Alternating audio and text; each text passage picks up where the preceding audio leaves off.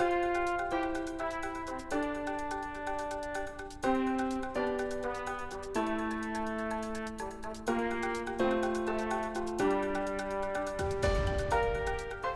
and welcome to Newsmakers. I'm Steve Kaufman, editor of the Jackson Sun.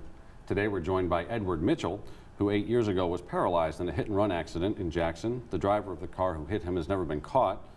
Welcome to our program, Edward. We thank you for joining us. Thank you for having me. Now, there's been some things going on recently where you were trying to jar loose some clues to this accident to try and find this person who hit you. Talk a little bit about what the efforts are that are going on.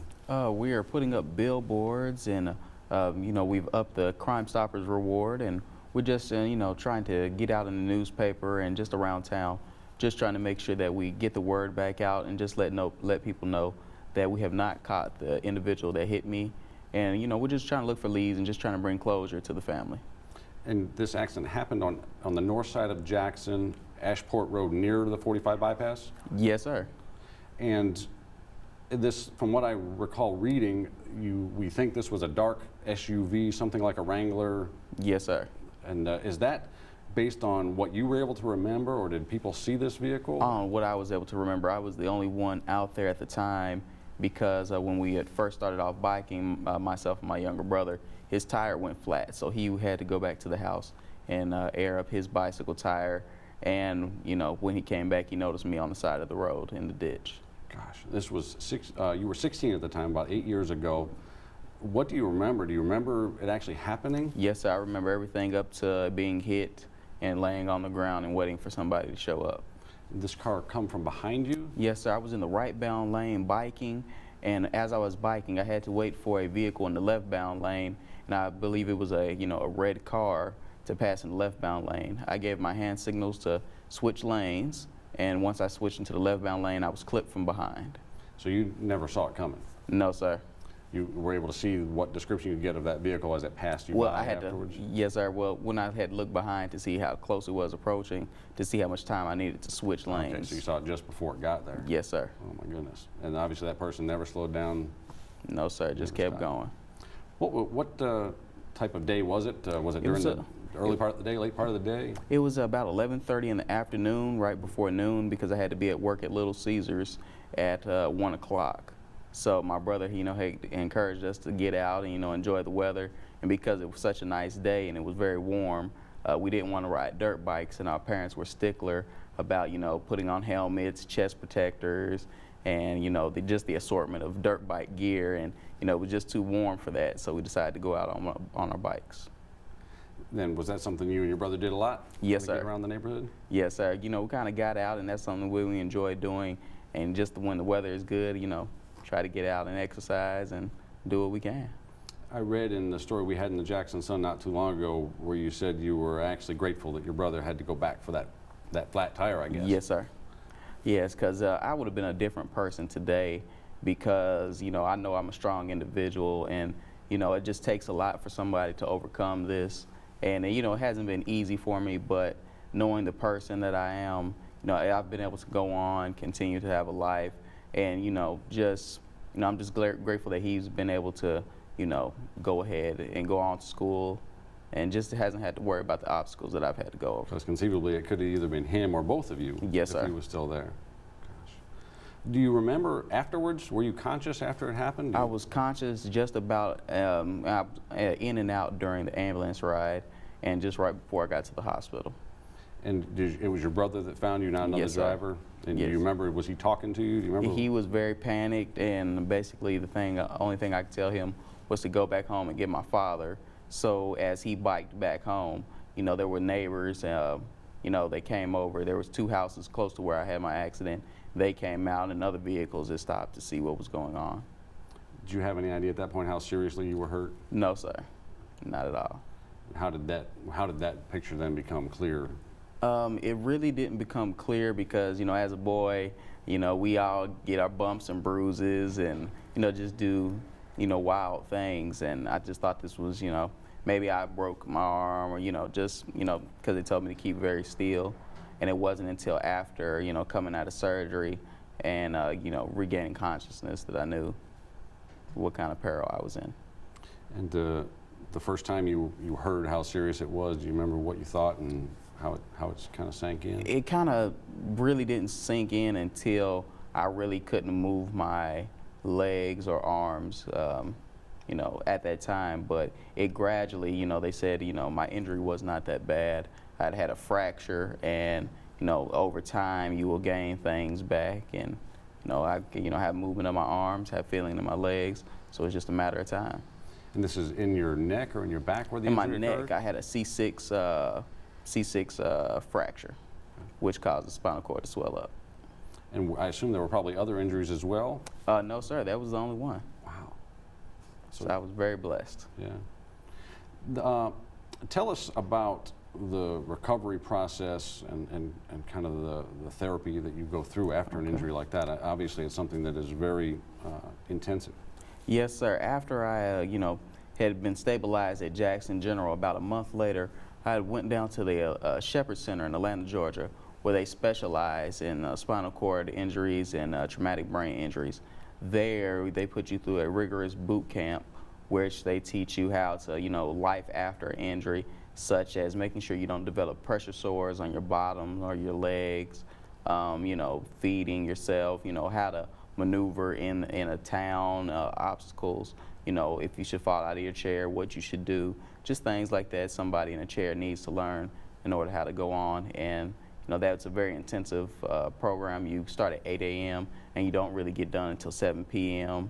And then after you do that for about 3-4 months, you have the option of going on to a day program, which is a more intensive program, which really focuses on, you know, just the same goals, but just a more intensive structure. So this is something that's going on over a period of weeks, months, years? Months. Therapy is never done because this summer I'm looking at doing locomotive therapy, and some of your bigger hospitals that specialize in spinal cord injuries, you know, have this. You're 16 years old when this happened. I mean, most 16-year-old boys, they're living large, their full life, think they're invincible. This had to have been kind of a freight train for your whole psyche and everything. Yes, sir. It was definitely a blow because at 16, you really do believe you're invincible. But it was the support of my community and my family and friends that really kept me motivated and didn't let me get depressed and just pushed me to go on. I read in one of the articles in the Jackson Sun, where we've featured you in several times over the years, where you said some people facing this type of injury might be inclined to kind of quit, give up on life, and you were determined not to do that. What drove that attitude? How do you keep that attitude going? It's just basically my faith and then my friends, because without them, you know, I couldn't be where I am today because, you see people go on and you want to keep pace. You don't want to be the person that they have pity on. You want to be as equally as successful and, you know, just live life to the fullest and just hang tough. Talk about your faith. How does that play in here? My faith plays heavily because, you know, I believe in the Lord, and, you know, no matter what your religion is or your denomination, you know, you got to have faith in order to make it through something as traumatic as this. What kind of, and you mentioned a network as well, obviously you've got your immediate family. Did you have a larger group that was kind of pulling for you, helping you? Well, I'm not originally from Jackson, Tennessee. I'd moved here from California, and it was basically my Northside family, Northside High School family, my band members, and just people I've met through the community, through the NAACP, and just people that have just known me, you know, from the short time we were here, because up to that point, we had only been living in Jackson 2 years. What kinds of things were you into? You were in the band, you mentioned? Yes, sir. I was in the band. I was on the bowling team. I was in the NAACP Youth Council, and, you know, just average high school student. Now, you were able to get back into high school and eventually graduate from Northside. Was there a delay there? Did it take you a while to get back into that? No, sir. Actually, when my accident occurred in March, I made it back that summer, and I was able to start school on time. There were some people that wanted me to stay home and do homeschooling, but I wanted to get back in the full swing. So I went back to school and stayed the full day and got back in the band, and even was able to be in the pit because I was in the percussion section, and go to all the away games and just be another member of the band. What do you play in the percussion section? I played bass drum, and then in the pit we play a variety of instruments such as the xylophone, cymbals. So it was back to normal. That's got to be hard as a kid for, particularly kids can be not so nice sometimes. You got a guy coming back in a different situation. How were you received? I was received with open arms. There was not negative comment or anything made, because you know, they knew the type of individual I was, and I didn't let this change me. I wasn't bitter, so people welcomed me back, and that was good times. You mentioned your therapy continues now. What's the outlook for the future? Do you continue to gain any mobility or feeling? Yes, sir. It's kind of slowly but surely. I have about 98% of the feeling in my legs, and you know, every day it seems like my arms are getting stronger, and it's just, you know, it's a gradual progression. It's just now looking at locomotive therapy, because there's still a connection being made between my brain and my legs because I have the feeling. So now we want to try to encourage and see if we can get movement going next. So, pardon the question, but what does locomotive therapy mean? Locomotive therapy is where you get up in a harness and they put you on a treadmill, and you have therapists around and braces on your leg that get you into the walking motion. Okay. And that's what you hope to do this summer? Yes, sir. Great. Now, you went on from Northside, obviously. You attended Lane College. Yes, sir. And you're now studying for a master's at Union. Yes, sir. What did you study at Lane? I got my undergrad in business with a minor in marketing. And what's your degree you're working on at Union? My master's in business administration. What's your long-term goal there in terms of career? Long-term goal, I plan on obtaining my PhD and getting into politics.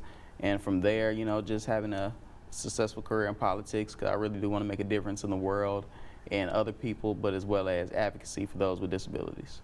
Where do you see yourself going in politics? Where do you think you want to start out? I want to start out, you know, at the local level, and then eventually, you know, if it's the Lord's will, work my way up to governor, and from there, you know, White House would be nice. There you go. That'd be great. You've done a lot of things over the years. I was reading back through some clips. You went on an exchange trip to Japan in 2005. How did that come about? It came about through the Shepherd Center. They send information to your house, and happened to see it, and I applied, and I was selected I was one of 15 out of, like, I think 25,000 applicants that were able to make it, and you know, it was a great experience. And you know, it's hard to see some of the places I visited that are devastated now with the reactors. What was there a mission to the trip, a point to the trip, or was it just kind of a cultural exchange? It was a cultural exchange, but also an advocacy to where you can see what other countries are doing for those with disabilities and how it differs from your own country. What kind of differences did you see? I noticed that they're a lot more accessible than the United States. They have escalators that you can go down. Somebody in a wheelchair, their buildings are always accessible to where someone can get into the restroom or get to the counters. Also, their trains that you take, the subway trains, instead of having to get help getting over the thresholds, their trains kind of kneel down and the ramp folds out so we can just glide across. Have you looked at other countries? Does that hold up in other places? Are we behind? We are behind, but we are making great strides to get there. What do you think, what's the cause of that? Why are we lagging? I would think it would be more of our root. At least within Japan, they are really focused on their older generation and paying homage to those that have come before them. And before they see a problem come up, they try to find a solution to make everybody have the same ability as anybody else. What are the challenges you see here in West Tennessee in terms of accessibility? West Tennessee, even though I know our mom and pop stores don't have the money as some of our larger corporation stores, but just making sure that the aisleways are wide enough for someone in a wheelchair to get down, making sure that they have ramps to get in, and it's just not, 2x4 placed up. This obviously had to change you, not just in a physical way, but in the way you kind of look at the world around you. Talk about that a little bit. The way I look at the world around me now is that just seeing that, everybody's different and everybody has a purpose. And, just because you're faced with a bad, situation or dealt a bad hand, you have to learn how to make the best of it, because, you don't want to be left behind, and also you don't want to have to rely on the government for assistance. Yes, I do need assistance. I do have, help with my nightly care. I have a nurse that comes in, which has been impacted because of the cuts in tent care. So sometimes it's a little bit harder for me to, achieve some of these things, but hopefully, there'll be progression with tent care, so then I will be able to have, the nursing care that I need. Have there been low spots where you really have kind of had to work yourself to get out of that? Yes, sir. You know, especially when I first had my nursing hours cut back, it was trying to adjust the remaining time I had to, you know, crush in everything I needed to do because I only get about 3.5 to 4 hours of sleep a night. So you're living on your own in an apartment or something now? No, I was living on campus in my own room at Lane, but now I've had to go back home because I need a little bit more assistance because I don't have the